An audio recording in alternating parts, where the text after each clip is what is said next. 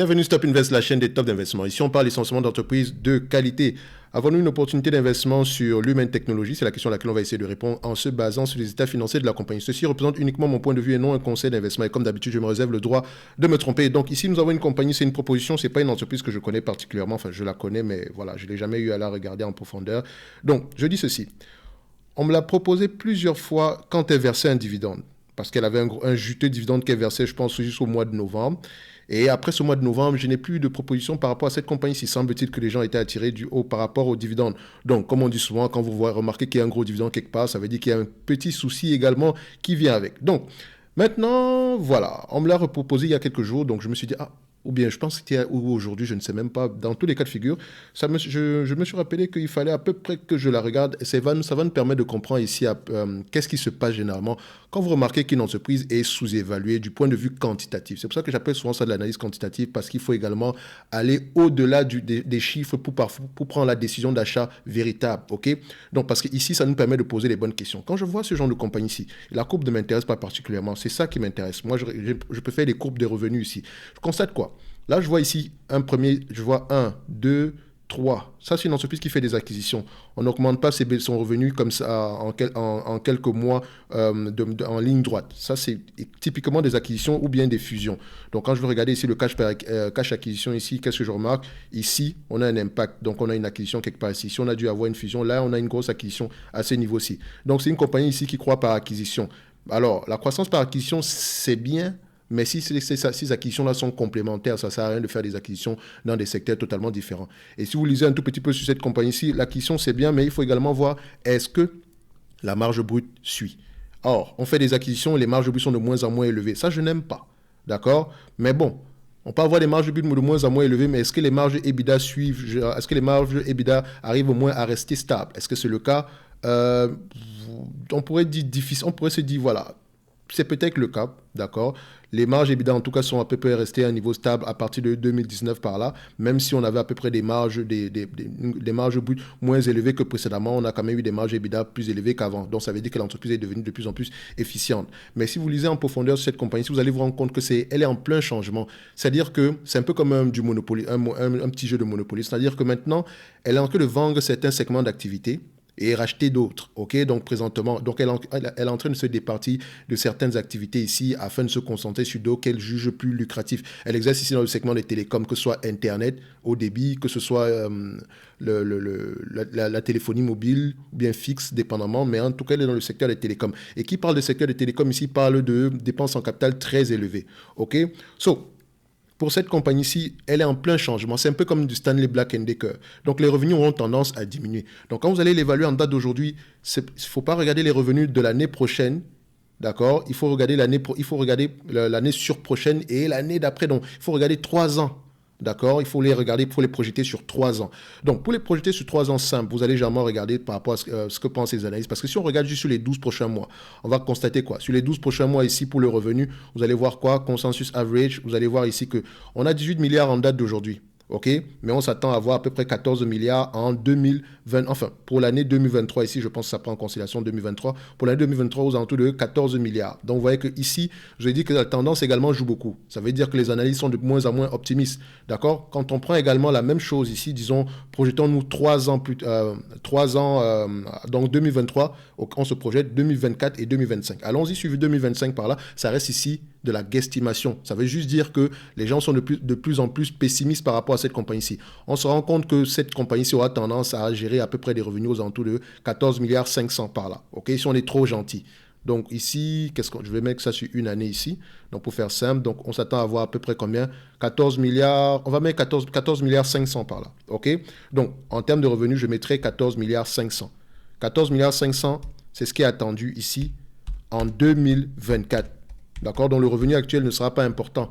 D'accord? Si je le prends uniquement voilà, du point de vue de ce que je fais d'habitude, donc juste prendre les 12 prochains mois ici, je vais faire une erreur. OK? C'est pour ça qu'il faut souvent déjà connaître l'entreprise à peu près et essayer de se projeter 1 an à 3 ans ici.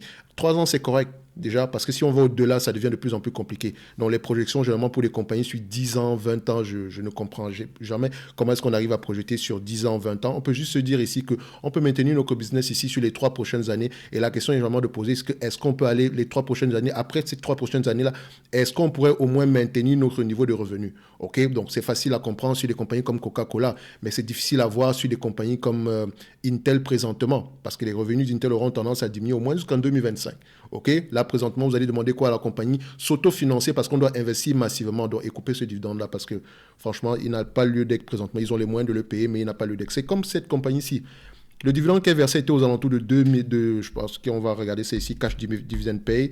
Elle payait combien en termes de dividende? On va mettre ici dividende. Ok, donc elle payait combien en termes de dividende? Elle payait à peu près 1 milliard en termes de dividende.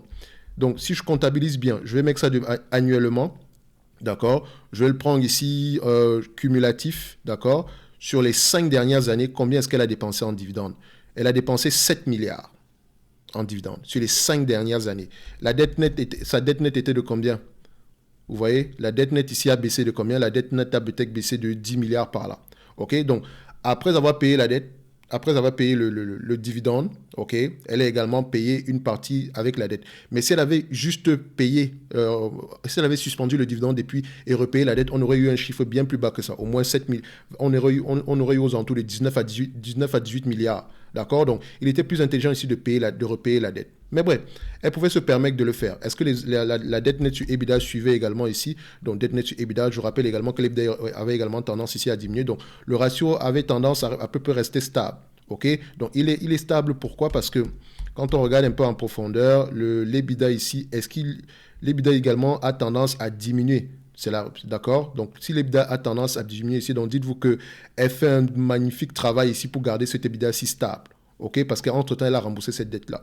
Donc, ici, on voit typiquement que voilà une entreprise qui aurait mieux fait de rembourser la dette plutôt que de payer un juteux dividende pareil. Elle pouvait se permettre de payer ce dividende-là. OK? Sauf que maintenant, mais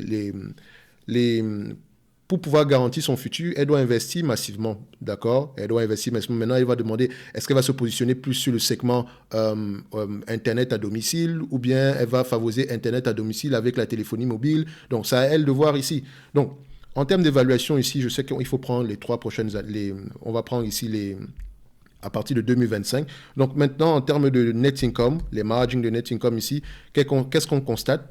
On constate ici que les margins, donc en termes de marge, je ne me prends même pas la peine de comparer les net income et les free cash flow parce que ça reste ici des entreprises ici qui sont dans un secteur qui consomme énormément de capital. Donc, vous n'avez pas le choix que d'investir massivement. Donc, c'est-à-dire que généralement, les net income auront tendance à être l'équivalent ici des free cash flow. Même si on les met sur le même graphique, vous allez voir que les free cash flow sont plus élevés. Donc, il faut faire attention à ça ici. OK? Donc, en me protégeant ici, je préfère me protéger en prenant ici le net income. Mais les free cash flow peuvent généralement être plus élevés ici, tout simplement parce qu'elle déprécie plus qu'elle en a besoin. D'accord? Il faut faire attention. Donc, quand on regarde ici, en termes de marge, généralement, elle peut être aux alentours des 5 à 6% par là, en termes de marge. Donc, quand je prends cette compagnie-ci, je prends les margins. OK, donc vous voyez qu'en date d'aujourd'hui, on est plutôt à 10-11% de marge ici. Mon problème est de savoir quelles sont les marges que je pourrais attendre dans les années futures. C'est ça le véritable problème ici. OK, donc, qu'est-ce que je vais faire? Ici, je constate quoi? Je vais aller, vu que j'ai pris une certaine estimation, d'accord, vu que j'ai constaté ici que les bénéfices nets allaient diminuer, d'accord, les revenus allaient diminuer, les free cash flow également allaient diminuer, et j'ai un problème avec les marges ici, parce que techniquement, je ne peux pas dire que en prenant en considération les marges de net income ici, je paye le juste prix. Parce que je sais que cette compagnie-ci, il y a beaucoup d'éléments extraordinaires qui sont vraiment pris en considération dans les net income. Donc, ça veut dire qu'il y a des charges extraordinaires qu'il faudrait ajuster. Donc, qu'est-ce que je fais en conséquence? Donc, je reviens ici, je vais aller regarder l'estimation ici des free cash flow. D'accord? Je vais regarder le consensus average en année 3. D'accord? Donc, ce qui tombe aux alentours de 2025 par là. OK? Donc, ça prend en considération, je pense, oui, aux alentours de 2025, 2023, 2024, 2025. Donc, on s'attend à peu près à 688 millions. Maintenant, en net income, consensus average ici, ça reste de la guesstimation, je vous rappelle. En année 3, on s'attend à peu près à voir combien? On est aux alentours des 662. Donc, je vais prendre le 688 ici. De toutes les façons, ça reste ici une guesstimation. 688. Maintenant, cette compagnie-ci se négocie généralement à combien de fois les bénéfices? Alors, pour les compagnies de la tech, pour les compagnies télécommunications, il faut poser souvent la question, est-ce que le marché prend en considération la dette ou pas? Et ça, c'est souvent difficile. Donc, moi, ce que je fais généralement, c'est simple. Ce genre de business-ci, s'il n'y a pas de dette, elle peut se négocier à 20 fois les bénéfices. S'il n'y a pas de dette, et si elle est bien gérée, elle peut se négocier à 20 fois les bénéfices. D'accord? So, si je prends 20 fois les bénéfices ici, s'il y a de la dette maintenant, vous allez souvent voir les PER vont avoir tendance à osciller entre 15 et 17, etc. Donc, si je la prends ici à 20 fois les bénéfices, je suis assez gentil. Et je sais également que le minimum que je paierai pour cette compagnie-ci, c'est 10 fois les bénéfices. Ça, c'est 10 fois les bénéfices si je sais que, par exemple, si je prends 20 fois les bénéfices en date d'aujourd'hui, OK? 20 fois, 688 multiplié par 20 fois les bénéfices, on arrive à combien? On arrive à 13 milliards 760. La dette nette en date d'aujourd'hui est de combien? On a une dette nette ici, si ce chiffre-ci est véridique, on a au moins 26 milliards de dette nette, ou 27, quelque chose comme ça. Or, si je fais le 12 milliards, le 13 ici, moins 26, ça ne marche pas. On va trouver inférieur. Or, ça ne fonctionne pas comme ça. Donc, ce qu'on va donc faire, vu que la dette nette est plus élevée que l'equity qu'on trouve, la valeur d'entreprise qu'on trouve ici, donc ce qu'on va faire, on va juste utiliser 10 fois les bénéfices. Donc, le 688 millions qu'on attend, d'accord? Je le prends ici à 10 fois les bénéfices. D'accord? On va le faire comme ça. À 10 fois les bénéfices. Ça nous donne ici au total 688 millions. D'accord? 6 milliards 880. Divisé par le nombre d'actions en date d'aujourd'hui. On arrive à combien? On a un nombre d'actions ici aux alentours de 1 milliard. Et vous devez constater quoi? Le nombre d'actions a tendance à augmenter. Je ne sais pas si l'entreprise va continuer à le faire ou pas. Et je sais également qu'elle a prévu de faire un rachat d'actions aux alentours de 1 milliard 500 ici, provisionné, mais sur une période de 2 ans. OK? La petite lecture que j'ai eu à faire m'a permis de comprendre cela. OK? Donc, ici, on divise par le nombre d'actions, à peu près 1 milliard 20. Vous voyez, on tombe ici aux alentours de 6,75 $. 6,75 $. Techniquement, l'entreprise cote aujourd'hui à 5,24 $. Je vous dirais qu'elle est correctement évaluée. Si on prend en considération les risques futurs ici, elle est correctement évaluée. D'accord? Donc, pour moi, ça ne sera pas une opportunité d'investissement. Même si vous voyez 6 à 8 fois ici les forward, puis etc., on aura tendance ici à avoir peut-être moins que ça. Donc, si on regarde bien, on a peut-être même des PER bien plus élevés que ça. Mais il faut regarder ici que, est-ce qu'elle est en train de prendre les bonnes décisions présentement? Ça dépend. Maintenant, il faut juger le management. Quelle est la stratégie du management ici? Sur quoi adosser son salaire, etc. Déjà, couper le dividende, c'est une bonne nouvelle. C'est une bonne chose. Ça montre ici que le management a le courage de le faire. D'accord? Donc, ils sont maintenant en train de... Ils veulent économiser le maximum d'argent possible pour pouvoir relever ce business-ci. Et ce n'est pas un business qui est en train de mourir. Parce qu'il faut faire attention que dans ce business-ci, il y a des actifs intangibles qui ont une certaine valeur. D'accord? Notamment ici, si on prend en considération ici comment on appelle ça? Quand vous ouvrez un service de télécommunication ici, vous achetez le droit d'utiliser un certain type de réseau. Et ce droit-là a une certaine valeur. Si vous voulez revendre ici, si vous faites faillite, par exemple, ce droit-là, on pourrait le revendre à plusieurs milliards. OK? Donc, il y a peut-être cette partie-là. La valeur également de l'infrastructure qui est au sol pour la fibre optique, etc., ça a une certaine valeur. Parce qu'il me rappelle que cette compagnie a dépensé énormément d'argent pour construire un réseau de fibre optique ici, d'accord? Donc, je pense également qu'il faudrait également aller regarder à ces niveaux, mais c'est difficile à évaluer, c'est difficile à quantifier, ce genre de valeur-là, ok? Donc, c'est pour ça que généralement, on va se cantonner ici à des éléments tangibles qu'on peut avoir ici, mais il ne faut pas oublier que ça existe également. Donc, cette compagnie ici peut avoir des actifs intangibles bien plus élevés que la valeur totale de l'entreprise ici aujourd'hui, d'accord? Donc, quand vous allez regarder le tangible book value ici est grandement influencé par les actifs intangibles. Si on regarde ici, par exemple, intangible, accumulate, non, on va regarder ici, gross intangible asset, on est à combien ici? On a près de 6 milliards en gross intangible asset. En goodwill, on a combien ici? Goodwill, qu'est-ce qu'on a combien ici? On a 15 milliards de goodwill, c'est trop. Donc, généralement ici, qu'est-ce que c'est que le goodwill? Goodwill, généralement, quand vous payez, si une entreprise a une valeur de $100 et que vous payez peut-être un $110, un truc comme ça, voilà, un prix au-dessus de sa valeur de ses actifs ici, la différence ici va être enregistrée en goodwill. C'est comme ça qu'il comptabilise généralement ça ici.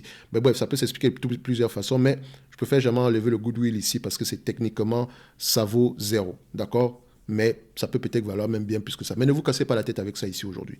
Donc, pour cette compagnie-ci, je dirais qu'on est correctement évalué. J'aurais pu le faire autrement, comme ça, en utilisant l'outil FastGraft. Déjà, il faut savoir que quand vous utilisez FastGraft ici, FastGraft est positivement ou négativement impacté par une chose, le nombre d'actions.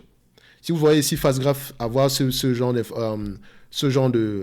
avoir une forme pareille, d'accord? Ça peut vous dire ici que, oh, on est dans un business assez compliqué parce que ça diminue de plus en plus. Operating cash flow. Oh, c'est operating cash flow par action ici. C'est pas le revenu par action, attention. Donc, vous voyez ici que operating cash flow, d'accord, ça diminue. Donc, c'est-à-dire que vous allez vous dire, oh, non, l'entreprise ici a tendance ici, elle est sur une pente baissière. Mais si vous regardez bien, les revenus ont tendance à être assez élevés sur une certaine période, même si on s'attend à une diminution ici. Mais vous allez également constater que le nombre d'actions a augmenté à plusieurs reprises sur les périodes précédentes. Regardez ici. Si on prend 2009 à 2017, qu'est-ce qui se passe ici? 2009 ici à 2017, vous voyez qu'on a plutôt fait du surplace. Or, le revenu a augmenté et également le nombre d'actions a augmenté. Donc, ça veut dire qu'il y aura une influence ici sur les bénéfices nets, sur le operating cash flow par action. C'est la même chose sur les périodes suivantes. Donc, j'aurais pu l'évaluer comment ici? Simple. Ah, ça, c'est quelque chose, j'ai réfléchi à ça il y a quelques jours ici. Alors, je sais que le PER d'une entreprise est influencé par sa croissance, d'accord, et influencé par sa dette également. OK? Donc, une compagnie pareille, dans le secteur dans lequel elle opère, elle peut se négocier à 20 fois les bénéfices si elle n'a pas de dette et si elle est bien gérée. OK? Donc, si on sous-entend que c'est 20 fois les bénéfices. D'accord? Maintenant, ici, vous allez voir ici qu'on a une capitalisation boursière de 5 milliards. 5 milliards 318, d'accord? Divisé ici par une valeur d'entreprise ici, donc market cap plus dette ici de combien? De 30 milliards, 30,699, donc 30,7, on va le faire comme ça. Ça donne ici au total 0,17. Donc, c'est-à-dire que la dette représente ici, quand on comptabilise ici, comment on appelle ça? La dette ici aura un impact négatif sur le PER qu'on va utiliser. Donc, généralement, ici, idéalement, on devrait utiliser un PER aux alentours de combien? On devrait utiliser un PER aux alentours de 4, par là, 3,5, d'accord, par rapport aux bénéfices nets actuels pour essayer de se protéger au maximum. OK? Mais attention. OK? Attention. Quand on regarde ici, les free cash flow auront tendance à être insignifiants dans les années à venir. D'accord? On s'entend à des moments difficiles. Les net income auront tendance à rester à peu près stables et les operating cash flow auront tendance à rester à peu près stables. Mais on s'attend à une diminution. Vous voyez que cette courbe aussi c'est pas beau à voir. C'est pas du tout beau à voir. Est-ce que les analystes ont raison? Est-ce que ces analystes ont souvent tendance à avoir raison? Oui. Quand il y a du vert, du jaune, c'est correct ici. D'accord? Jaune, ça veut dire que la marge d'erreur ici est inférieure à 20%. OK, donc vert, ça veut dire ici qu'on a estimé la valeur de cette compagnie ici et on a peut-être estimé à $1, mais on a eu plus que $1 ici. Donc, ça reste ici que les analystes ont la plupart du temps raison avec cette compagnie ici, OK, en termes d'estimation, plus ou moins avec un degré d'erreur ici de 20%, une marge d'erreur de 20%. Donc, quand on regarde ici, on peut se dire que, OK, si ces analystes ont raison d'ici 2025, techniquement, par rapport à ce qu'on me propose ici en date d'aujourd'hui, je ne devrais pas payer plus de 4 fois les bénéfices de 2023. Donc, si 2023, ici, on s'attend à 0,72 en termes de bénéfices nets, ça va me donner ici à peu près combien? $2,88. Vous allez vous dire que l'entreprise est surévaluée en date d'aujourd'hui. Mais n'oubliez pas une chose. Nous avons ici une entreprise qui, comme je vous l'ai dit, je ne paierai pas moins de 10 fois moins de 10 fois les bénéfices. D'accord? Même si l'entreprise est endettée, ce n'est pas une entreprise qui va se négocier à moins de 10 fois les bénéfices. OK? Elle pourrait le faire, mais à long terme ici, si on s'ajuste en conséquence, on va pas se négocier à moins de 10 fois les bénéfices. Mais maintenant, quel type de bénéfices? C'est la question. Est-ce que ce sont les bénéfices de 2022, de 2023 ou de 2024? Je prendrai les bénéfices de 2025 tout simplement parce qu'ils sont les moins 10 ans ici. On est sur une pente descendante. Donc, c'est-à-dire que si je prends ici 0,5 multiplié par 10 fois les bénéfices, j'arrive à combien? J'arrive à $5 l'action. D'où la même chose ici aujourd'hui qui me permet de dire que cette compagnie-ci est correctement évaluée. Si on prend en considération les problèmes futurs, OK? Si on prend en considération la situation future, cette compagnie-ci est correctement évaluée. Maintenant, si vous voulez l'acheter en date d'aujourd'hui, vous savez que ça vient avec un certain nombre de problèmes présentement dans l'entreprise. Quand on parle même de problèmes, premièrement, c'est le remboursement de la dette. Deuxièmement, c'est le repositionnement de l'entreprise ici. Si vous êtes prêt à subir ça, à vous de voir. OK? Donc, je vous encourage vivement à lire les rapports financiers de cette compagnie-ci. Et faites attention quand vous remarquez qu'une entreprise est sous-évaluée du point de vue quantitatif. Parce que ce que vous êtes en train de faire, c'est l'analyse quantitative, ce n'est pas de l'analyse fondamentale. Parce que le fondamental, maintenant, c'est de faire parler ces chiffres-là. OK? Donc, avant de faire cette vidéo-ci, j'ai un tout petit peu lu sur cette compagnie-ci, ce qui me permet de comprendre que là où on est présentement, c'est compliqué. OK? Donc, si ça vous intéresse également d'aller plus loin, on a la Top Newsletter et le service Top Premium dans la description de la vidéo ici. Donc, généralement, dans le service Top Premium, je propose généralement 2 entreprises sous-évaluées par mois. techniquement, d'accord? Ça ne veut pas dire qu'on achète aveuglement. Je propose à l'entreprise, je donne ma note d'analyse et on fait le suivi. Donc, si le scénario de départ n'est plus d'actualité, je vous le dirai également. Mais également, ça vous encourage vous-même de votre côté à faire vos propres recherches, d'accord? Comme je vous le dis toujours, je ne vous apprends pas, je ne vous donne pas du poisson, je vous apprends à pêcher. Donc, si je propose à l'entreprise, on débat, d'accord? Je vous donne mes arguments et vous pouvez me donner des arguments contraires. Mais ça ne veut surtout pas dire qu'on va acheter. S'il vous plaît. Et je ne promets aucun rendement par rapport à quoi que ce soit. Et vous pouvez également demander des analyses quantitatives comme ce que je suis en train de faire présentement. Imaginez que vous avez voulu investir sur l'humaine technologie. Vous me proposez de l'analyser ici quantitativement. Je l'analyse, je vous donne mon avis. Peut-être que mon avis ici ira dans le sens contraire de ce que vous pensiez au début. Et je vous donne ça avec des arguments. Je ne parle pas juste, je vous montre pas juste les chiffres comme ça. Je vous donne avec une certaine réflexion derrière, comme ce que je fais généralement ici. OK, donc ça, je vous le propose sur le service également premium et vous pouvez le demander ici, voilà, dépendamment des volumes ici également de demande, mais à chaque fois, j'essaie de répondre aux questions le plus rapidement possible. OK, donc ici, présentement, tout ceci est disponible dans le service ici premium. OK, donc ça va, vous allez voir, la somme est tout simplement modique par rapport à la charge de travail. Par exemple, pour faire cette vidéo-ci, vous comprenez que ça ne m'a pas pris 10 minutes. OK, ça m'a pris plus de temps que ça. Lire, donner la bonne information. OK, donc maintenant, si vous voulez investir sur l'humaine technologie, à vous de voir. Je vous ai donné mes arguments, d'accord? Et maintenant, allez recoller les morceaux par rapport à ce que vous aurez lu dans les rapports financiers. Mais faites attention à cette compagnie-ci. Elle n'est peut-être pas sous-évaluée. Elle n'est peut-être pas ce que vous pensez en date d'aujourd'hui. Donc, je ne dis pas que c'est une mauvaise entreprise, mais le chemin est assez compliqué, d'accord? Donc, il faut lire, c'est ce que le management pense faire, la stratégie. Il faut surtout voir si ce qu'ils annoncent dans leur stratégie est exactement ce qu'ils livrent comme marchandise. On ne veut pas des entreprises aujourd'hui qui disent qu'on aura 10 milliards. Après, on se retrouve à avoir 5 milliards. OK? Donc, faites attention. Vaut mieux ne même pas faire de prédiction ici, de prévision ici. D'accord? Donc, ceci n'est que mon avis ici. C'est une bonne chose qu'on ait coupé le dividende. Maintenant, on va rembourser la dette plus rapidement et j'espère que l'entreprise va bien se repositionner ici. Maintenant, elle a un business ici qui pourrait... Enfin, son infrastructure ici peut être recherchée par des entreprises comme les grands groupes de télécommunications aux États-Unis ici, d'accord, pour celles qui veulent à peu près avoir un certain réseau ici au niveau de la fibre optique, etc. D'accord, parce que son réseau de fibre optique est quand même bien, d'une certaine mesure.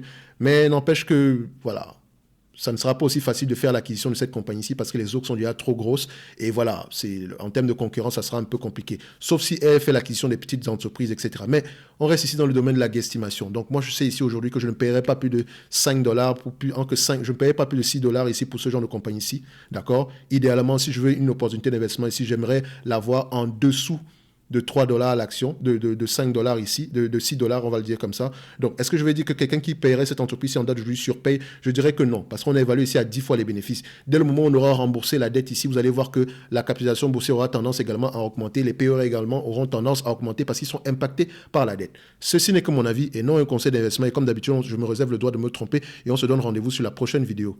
Merci.